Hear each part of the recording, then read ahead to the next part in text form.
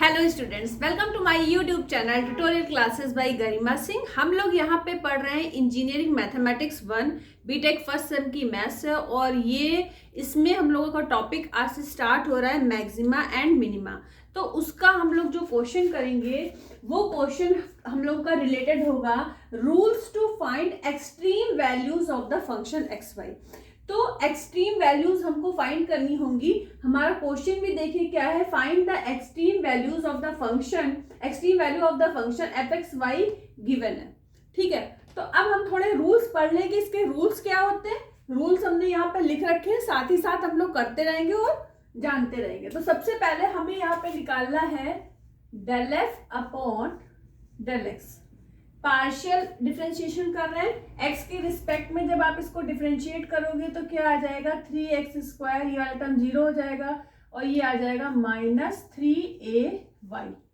Again इसको x के respect में अगर डिफरेंशिएट करोगे तो del 2f upon del x2 क्या आ जाएगा, x² का 2x होता है तो ये हो जाएगा 6x और बस 6 ही x आएगा।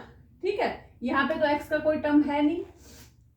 इसके बाद del F upon del y निकालना है।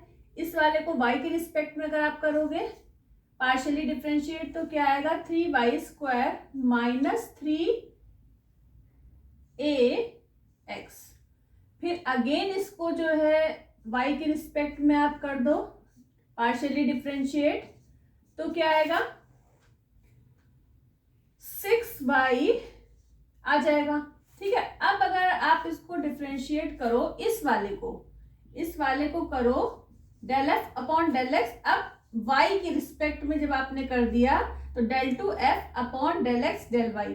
तो कैसे होगा, इसी को अब y के रिस्पेक्ट में आप डिफरेंशिएट कर दीजिए तो क्या मिल जाएगा, -3a। ठीक है, अब आ जाइए यहाँ रूल्स पे। सबसे पहले हमें फाइंड करना होता है del F upon del x and del F upon del y. जो हमने ये फाइंड कर लिया, इनको हमें इक्वल टू 0 के रखना होता है और सॉल्व करना होता है। ठीक है, इसके बाद पहले हम इतना कर लें, इसके बाद फिर बाद का स्टेप बाद में देखेंगे। तो सबसे पहले हम इस वाली वैल्यू और इस वाली वैल्यू को 0 के इक्वल रख दें। तो 3x² -3ay इक्वल टू 0। तो यहां से हमें क्या मिल जाएगा, x² -ay is equal to 0। ये एक इक्वेशन मिल गई। अब दूसरी हमारी ये वाली है 3y² -3ax is equal to 0। तो y² -ax is equal to 0। अब देखिए यहां से ये हो गई हमारी 2, इक्वेशन नंबर 2 हो गई। अब यहां से हम y की वैल्यू क्या लिख सकते हैं, x² अपॉन a लिख सकते हैं। अब इस y की वैल्यू को अगर हम यहाँ पे पुट कर दें तो क्या हमको मिल जाएगा, x⁴ upon a², ax is equal to 0। इसको जब आप सॉल्व करोगे तो क्या मिलेगा, सॉल्व करोगे इसको तो आपको मिल जाएगा x⁴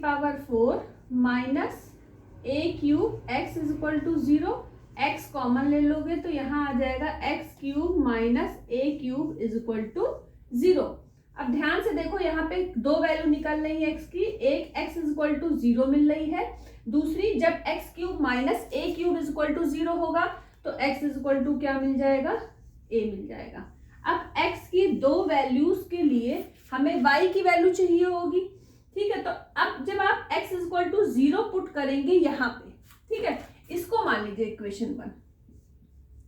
अब x is equal to 0 put करेंगे आप यहाँ पे तो y इज इक्वल टू क्या मिलेगा, x इज इक्वल टू 0 पे, या तो यहीं पे लिख देते हैं इसको, x इज इक्वल टू 0 पे y इज इक्वल टू 0 मिलेगा। और जब यहाँ पे आप x is equal to a put करेंगे तो y is equal to a मिलेगा।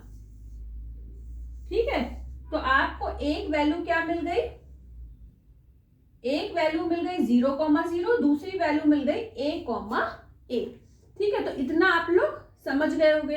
तो हम लोगों ने क्या किया, कि सॉल्व करने के बाद वैल्यू निकाल ली। अब हम लोगों को करना क्या है कि जो हमारा ये थर्ड पार्ट होता है, थर्ड पार्ट क्या है हमारा, आर एस टी होता है। आर इज इक्वल टू होता है del two f upon del x square, ये वाली वैल्यू।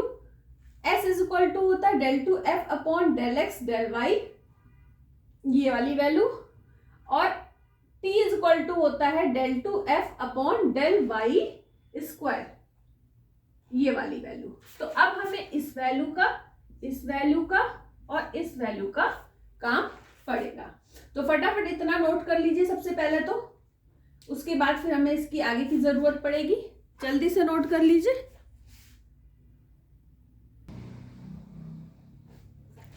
अब ध्यान से देखिए, यहां तक का क्वेश्चन हम लोगों का हो गया था। जीरो रख दी थी, वैल्यू निकाल ली थी हमने। x is equal to 0, x is equal to a पे, x इज इक्वल टू 0 पे, y इज इक्वल टू 0 इस वाली जगह पे पुट करके, और x is equal to a पे, y is equal to a आ गया था। ठीक है, इतना हम लोगों ने कर लिया था। उसके बाद क्या करना था, नेक्स्ट स्टेप, थर्ड वाले फोर्थ स्टेप में R T minus x square.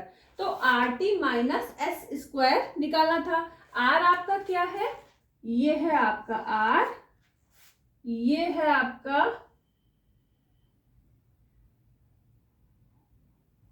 Are रख दिया हम लोगों ने, और टी, ये है हमारा टी, और ये है हमारा एस। ठीक है, तो R T minus x square, यहां से आप देख लो, आर होता है del two f upon del x two, ये हो गया। फिर एस होता है del two f upon del x del y, ये हो गया। टी होता है del two f upon del y two, ये वाला हो गया। ठीक है, तो हमने r T minus x s square की value 6x into 6y minus 9a square रख दी। अब इसको सॉल्व करा 0,0 पॉइंट पे, तो मतलब x की जगह 0 पुट कर दिया, y की जगह 0 पुट कर दिया, तो क्या मिला, माइनस का 9a स्क्वायर। अब माइनस का 9a स्क्वायर, जो R T minus S square की वैल्यू निकली माइनस 9a स्क्वायर, ये क्या है, माइनस में अगर वैल्यू निकल गई मतलब लेस देन 0 है। This is, there is no extreme value at 0,0। कहां से देखा हमने, हमने यहां से देखा कि r T minus x square अगर लेस देन 0 है तो f x y has no extreme value at a comma b. हमारे यहाँ पे पॉइंट है 0,0। उसके बाद फिर हमने क्या किया, 0,0 पे तो चेक हो गया, अब a, पे चेक करना है। तो a, पे r T minus S square check करेंगे, तो x की जगह पे भी a रख देंगे, y की जगह पे भी a पुट कर देंगे यहाँ पे, तो क्या मिलेगा, 36a square minus 9a square minus कर देंगे 27a स्क्वायर। ये ग्रेटर देन 0 है। ग्रेटर देन 0 कब होगी, जब a की वैल्यू 0 से बड़ी हो। ग्रेटर देन 0 ये वैल्यू कब होगी, जब a की वैल्यू 0 से बड़ी हो। तो हमने यहाँ पे लिख दिया है कि r T minus S square तो ग्रेटर देन 0 निकला है, लेकिन इस आर क्या है, आर हमारी क्या है वैल्यू 6x। ठीक है, और a पे निकालना है, तो 6a हो गई आर की वैल्यू।